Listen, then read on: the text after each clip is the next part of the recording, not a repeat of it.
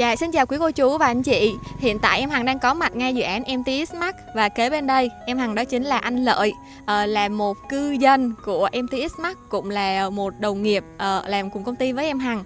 Thì ngày hôm nay anh em cũng có cơ duyên ở tại đây để có thể chia sẻ những cái góc nhìn thực tế cũng như là cập nhật những cái chính sách bán hàng mới nhất của dự án đến quý cô chú và anh chị đang quan tâm. Anh là cư dân của dự án MT Smart được 2 năm rồi đúng không anh? Đúng rồi. Dạ, vậy anh cho em hỏi là lý do tại sao anh lại chọn ở đây để ở cũng như là làm việc ở ngay tại đây luôn ạ? Có 3 cái chính. Dạ. Đầu tiên về cái mức giá. Tại anh là người trẻ, anh quan tâm về mức giá. Giá ở khu vực phía đông này á, giá rất là tốt. Đặc biệt là MT. Giai đoạn mà anh mua á, có tầm khoảng 50 triệu thôi. Anh mua năm 50. bao nhiêu ạ? Anh vừa mới mua năm ngoái thôi. Năm 2025. Đúng rồi, Dạ. 55 triệu mét. Căn đẹp thì 55. Đó. Cái thứ hai nữa là cái việc di chuyển, tại anh làm ở quận 2 cho nên là anh di chuyển về quận 2 rất là gần, có mất khoảng tầm 10-15 phút là tới công ty rồi. Dạ. Công ty của mình đó. Anh đi theo Nguyễn Duy Trinh nè, anh đi theo Lãi Xuân Mai nè, rồi sắp tới là đường song hành cao tốc, rồi đường vành đai 3, song hành vành đai 3 chuẩn bị thông xe nữa, là đi còn tiện hơn nữa. Thì anh hay dẫn bé xuống Vinhome ở quận 9 chơi, thì anh đi đường song hành rất là tiện. Và anh có bạn làm việc trong khu nghệ cao rất nhiều, đặc biệt là làm việc trong tập đoàn FPT. Nên cũng giới thiệu bạn về đây ở.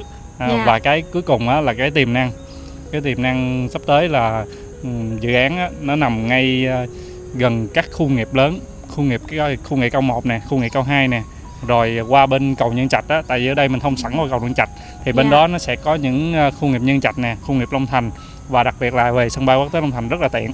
Tại vì anh hay đi Nhân Trạch lắm, cho nên là anh qua cầu Nhân Trạch cái là tới, đi khoảng 15 phút là tới khu nghiệp Nhân Trạch rồi.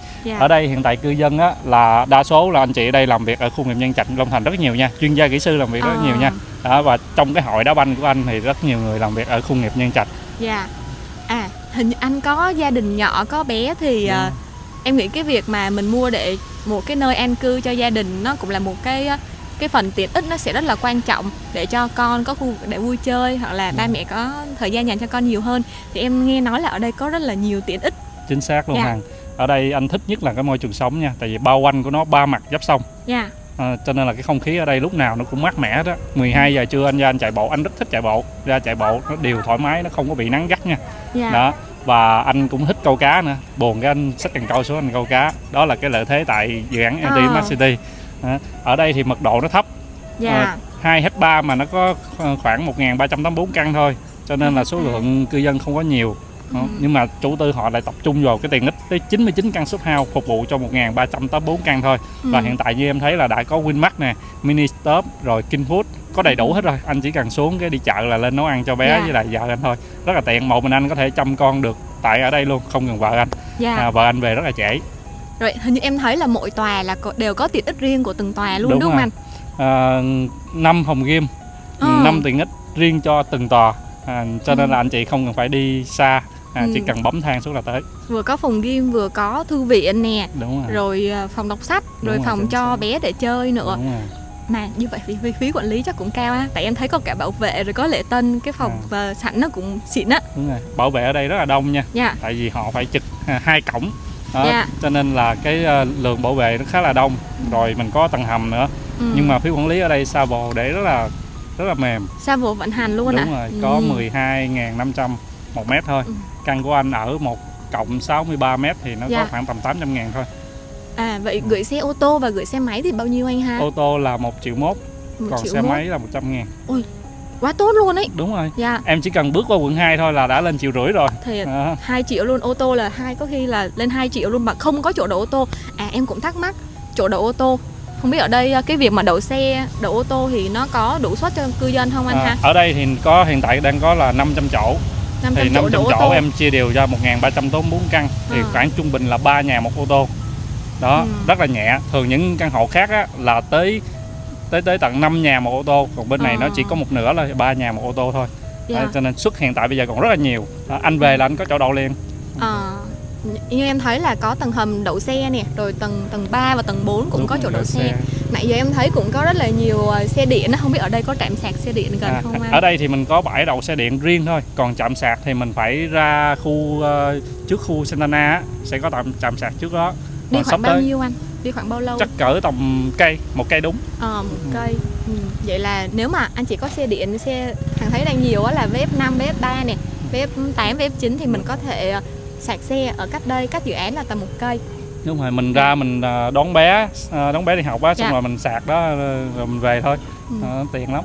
Ồ, ở đây em thấy là các shop health cũng này, có bún đậu nè, rồi có hình như phở, rồi đồ ăn hàng đồ quán. Ăn sáng, cái đồ gì ăn ở trưa. đây chỗ nào ăn ngon anh? Ở đây thì anh thấy là gà rồi bún đậu với lại cơm trưa. Cơm trưa Farid ở đây làm rất là ngon. Anh hay ăn trưa ở đây. Mới nãy hình như lúc mà đi vào á, anh có bảo là có cái gì ta, nhà hàng Nam Bộ hả anh? Đúng rồi, ngay đầu đường của dự án Sinana là mới khai trương nhà hàng Nam Bộ. Nhà hàng Nam Bộ thì chắc anh chị cũng biết nhiều đúng không? Rất là nổi tiếng. Thì cuối tuần mình có thể dẫn gia đình mình ra ngoài đó ăn uống. Rồi ở đây mình có thêm một cái BBQ rộng tới 80 chỗ lần ven sông, rất là mát mẻ luôn. Lát hồi Hằng có thể quay một xíu shot cho anh chị xem. Và mình có thêm những cái tiện ích như là sân bóng rổ nè, sân cầu lông và sân pickleball trend hiện tại bây giờ. Nãy giờ em thấy là giống như các gia đình rất là nhiều nè, mẹ dặn xe nôi chở em bé, rồi chở con mới đi học về nè, đa phần là gia đình là nhiều luôn ấy. Đúng rồi, mật độ lắp dân ở đây rất là cao. Anh về có khoảng 1 năm thôi là đã 80% dân cư ở rồi, mới bàn giao hơn 1 năm thôi mà đã có 80% rồi. Đây là dự án mà anh thấy là lắp dân nhanh nhất. Ban đầu anh tưởng đâu là lắp dân cũng không có nhanh đâu, do là nó ở quận 9 á. Nhưng mà thật sự người ta tập trung vào chất lượng sống nhiều hơn so với cái việc di chuyển. Di chuyển chỉ cần không quá 30 phút thôi là người ta chấp nhận được. Với đơn giá là 56 triệu đồng 1 mét vuông mà ở ngay đất Sài Gòn luôn, dự án mới mua trực tiếp từ chủ đầu tư, sổ hồng, nhà có sẵn luôn, một mức giá mà tuyệt chủng luôn đó quý cô chú anh chị ạ. Nhưng còn cái phương thức thanh toán rất là hay của chủ tư đợt này là coi như là tất cả các tinh tí dồn vào đợt này là thanh toán 1% trong 1 tháng. Thanh toán kéo dài 10 tháng và 2% kéo dài thêm 10 tháng nữa. Có nghĩa là anh chị 20 tháng anh chị chỉ cần thanh toán 1 đến 2% thôi. Và anh chị sẽ được thuê lại, nếu mà anh chị mua căn phòng ngủ, thuê lại 2 năm đầu với mức giá là 6-7 triệu tùy loại căn, rất hấp dẫn. Và em Hằng thấy là có 5 cái điểm mới nhất ở ngay cái chính sách công bố đợt này. Thì bây giờ là hai anh em sẽ làm rõ về 5 cái điểm đó để quý cô chú anh chị chúng ta xem, theo dõi và mình hiểu rõ hơn nha. Đầu tiên đó là về cái phương án thanh toán nhanh. Thì em thấy là vẫn là hợp đồng đặt cọc là mình sẽ thanh toán là 15%. Sau đó 1 tháng sau là sẽ thanh toán 80%. Mình ký hợp đồng mua bán và nhận nhà. Rồi em thấy là chiết khấu là 15%. Anh chị. Thật sự cái mức chiết khấu này là lần đầu tiên bán dự án tại MT Smart City mà em lại thấy chiết khấu lớn như vậy. Thường cao lắm chỉ có 7-8% thôi. Nay chiết khấu 15%. Nếu mà anh chị đang có tiền mặt sẵn á, vào đây rất là hợp lý nha. Đợt trước em nhớ là 8% đúng không anh? Đúng rồi, cao nhất vẫn là 8% thôi. Đợt này là 15%.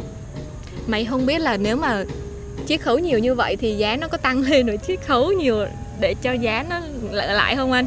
Không, giá thì bên chủ tư họ có thông báo là không tăng giá. Vẫn hỗ trợ cho những khách hàng nào đang có dòng tiền mặt sẵn á, vào để họ có cái lợi nhuận ngay từ ban đầu.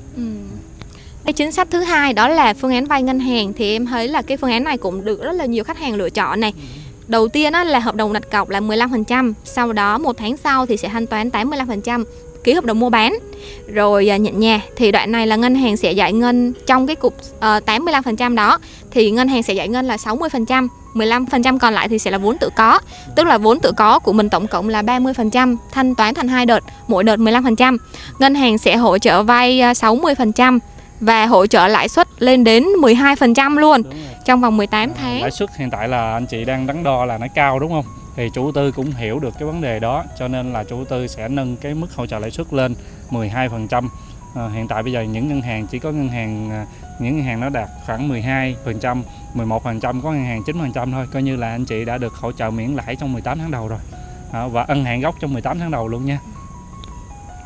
Và ở đây thì em có thấy là áp dụng thêm đối với căn một phòng ngủ với chính sách này thì được tặng thêm 50 triệu trừ trực tiếp vào giá bán. Đợt trước là không có, mà đợt này là có, trừ 50 triệu vào giá bán.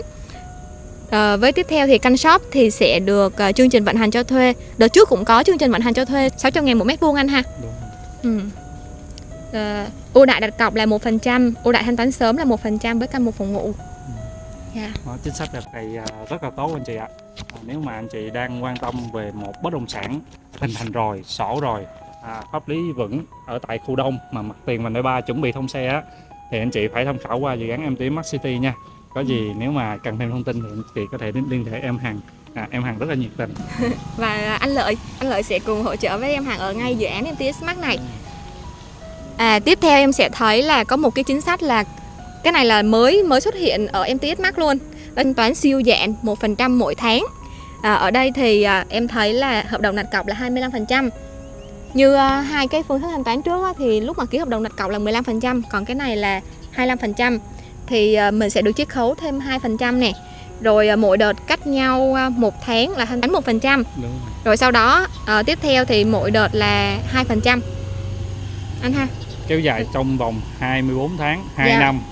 Đến tháng 3 năm 2028 anh chị mới phải thanh toán thêm 40% cộng kinh phí bảo trì để anh chị nhận nhà.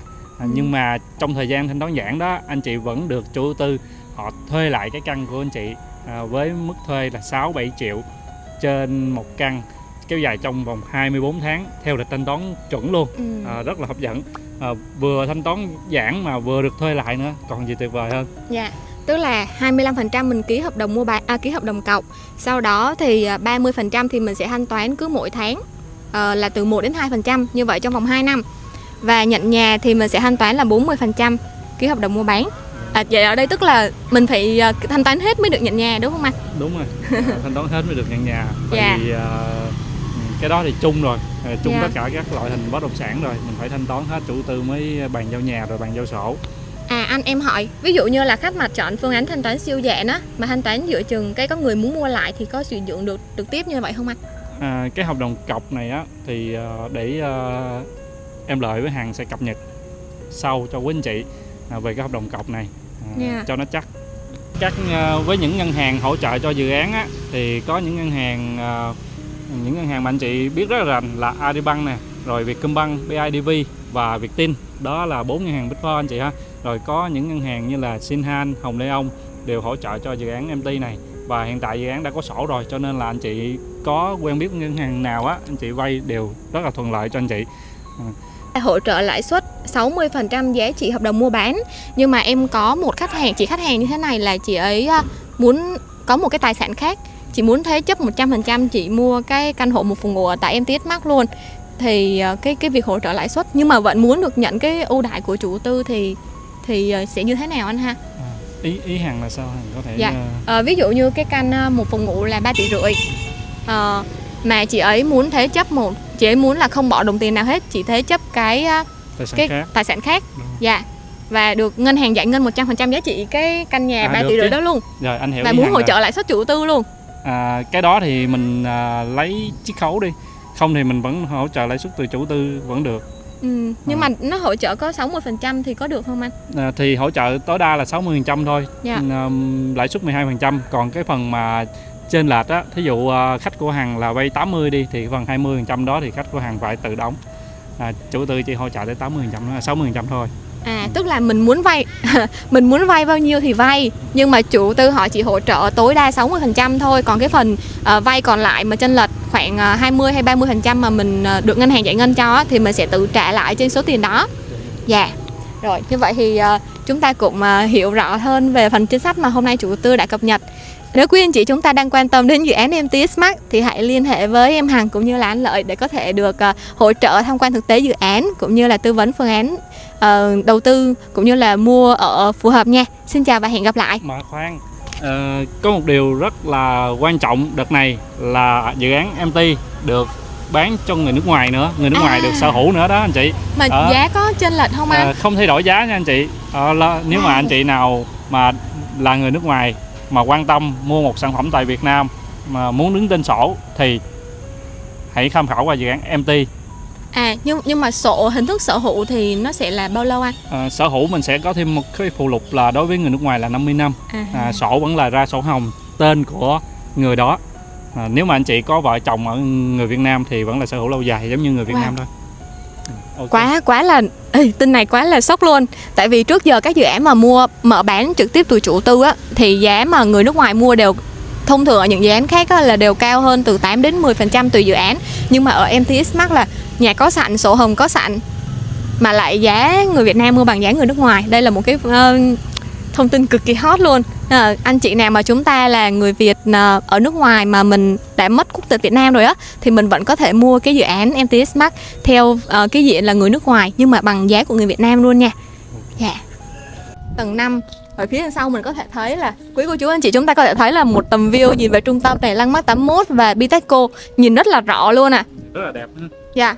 Mình nhìn được toàn cảnh thành phố, tại mình nhìn được Rạch Mơn và khu giải trí của công ty nữa. Gì thì nó tối ưu hơn thời gian. Ở đây thì mình di chuyển bằng hai đường chính, một là Nguyễn Duy Trinh, hai là mình sẽ đi đường Lã Xuân Oai đi ra khu Nghệ Cao và mình về Liên Phường, về lại quận 2 rất là nhanh luôn. Công ty của Lợi cũng ở quận 2, mỗi sáng là đi làm thì mất tầm khoảng 15-20 phút rất là nhanh. Và sắp tới mình sẽ đi đường vành đai 3 bên này và tiến hành song hành vành đai 3. Và sắp tới nữa, trong 5 năm tới sẽ có tuyến metro Thủ Thiêm Long Thành. Nhà ga metro của Long Trường sẽ nằm ngay đầu dự án, cách 800m thôi, anh chị đi bộ ra là tới. Nhưng mà nếu mà ở đây vành đai 3 thì mình chỉ đi được xe ô tô thôi hả anh? Song hành mình sẽ đi được xe máy, còn ở trên cao thì mình chỉ đi được ô tô thôi. Nhưng mà mình sẽ có đường dẫn lên trên cao để mình đi ra các tỉnh ở ven biển như là Bà Rịa Vũng Tàu, Phan Thiết. Mà cái tiến độ thì anh biết là khoảng tầm khi nào thì nó bắt đầu là thông xe là hợp lý? Tuyến trên cao thì sẽ thông xe vào tháng 6 này, còn tuyến song hành sẽ thông xe vào tháng 9. Tại em Lợi cũng có một số anh em khách hàng là làm trong tuyến vành đai 3 thì họ dự kiến là như vậy. Thì theo cập nhật tiến độ vành đai 3 thì em Lợi thấy là đường song hành đã chảy nhựa những cái đoạn mà ở trên rồi, những ở trên đường Nguyễn Xiển, đường Nguyễn Trinh rồi. Còn nút giao với lại cao tốc Long Thành Dầu Giây á, hiện tại đang làm cầu vượt rồi. Sắp tới sẽ thông xe nhanh cho cư dân MT di chuyển nó thuận lợi hơn, kết nối các phường như là Long Thành Mỹ nè, phường Long Trường, rồi phường Phú Hữu nó gần hơn.